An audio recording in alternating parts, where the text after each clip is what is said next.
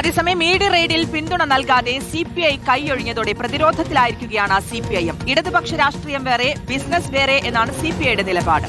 എന്നാൽ നേതാക്കളെ പ്രതിക്കൂട്ടിലാക്കി പാർട്ടിയെ തകർക്കാനാണ് ED ശ്രമമെന്നാണ് CPIMന്റെ വിലയിരുത്തൽ. രാഷ്ട്രീയ നീക്കത്തെ രാഷ്ട്രീയമായി തന്നെ നേരിടാനാണ് തീരുമാനം. മുഹമ്മദ് റിയാസുമായി പരിചയമുണ്ടെന്ന പേരിൽ മാത്രമാണ് കോഴിക്കോട്ടെ 9 റെയ്ഡ് നടത്തിയതെന്ന നിഗമനത്തിലാണ് പാർട്ടി.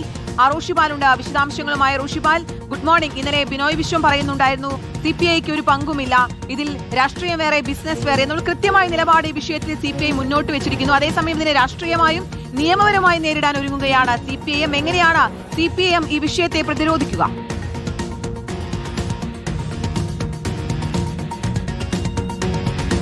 വീണ ടിയുമായി ബന്ധപ്പെട്ട മാസപ്പടി കേസിൽ എൻഫോഴ്സ്മെന്റ് ഡയറക്ടറേറ്റ് അന്വേഷണം കൂടുതൽ ഊർജിതപ്പെടുത്തുമ്പോൾ പൂർണ്ണമായും പ്രതിരോധത്തിലാകുകയാണ് CPM. ഇക്കാര്യത്തിൽ രാഷ്ട്രീയ വിശദീകരണത്തിന് തയ്യാറെടുക്കുമ്പോൾ CPI സ്വീകരിക്കുന്ന നിലപാടാണ് വെട്ടിലാക്കുന്നത്. CPI ഒരു തരത്തിലുള്ള പിന്തുണയും നൽകുന്നില്ല എന്ന് മാത്രമല്ല, ഇതൊരു ബിസിനസിന്റെ ഭാഗമായുള്ള കേസ് എന്ന നിലയിൽ എടുത്തുകൊണ്ടാണ് പരസ്യ പ്രതികരണത്തിന് തയ്യാറാകുന്നത്.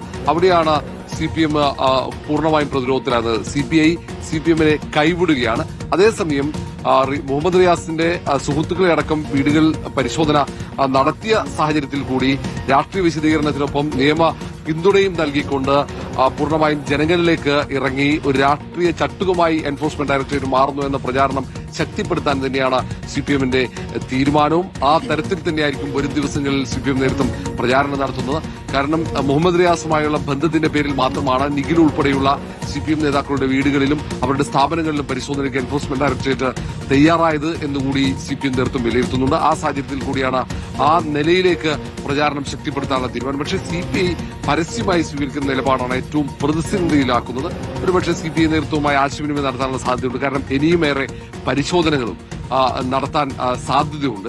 അത് കൂടുതൽ കടുത്ത നടപടികളിലേക്ക് എൻഫോഴ്സ്മെന്റ് ഡയറക്ടറേറ്റ് പോവുകയാണെങ്കിൽ സ്വാഭാവികമായും LDF എന്ന നിലയിലേക്ക് പ്രതിഷേധം അല്ലെങ്കിൽ രാഷ്ട്രീയ പ്രചാരണം മാറ്റേണ്ടി വരുമെന്ന ആലോചനയാണ് CPM നേതൃത്വത്തിലുള്ളത്. CPIയുടെ നിലപാടാണ് ഇതിലെ പാർട്ടിയെ പ്രതിസന്ധിയിലാക്കുന്നത്. വീണ ടിക്ക് അതൊരു പിന്തുണയും CPIയുടെ ഭാഗത്ത് നിന്ന് ഉണ്ടാകുന്നില്ല. ഇനി CPIയുമായും ഒരു ആശയവിനിമയം ഈ കേസിൽ ഉണ്ടാവുമോ എന്നുള്ളതാണ് ഉറ്റുനോക്കുന്ന. റോഷിപാലാണ് വിശദാംശങ്ങൾ നൽകിയത്.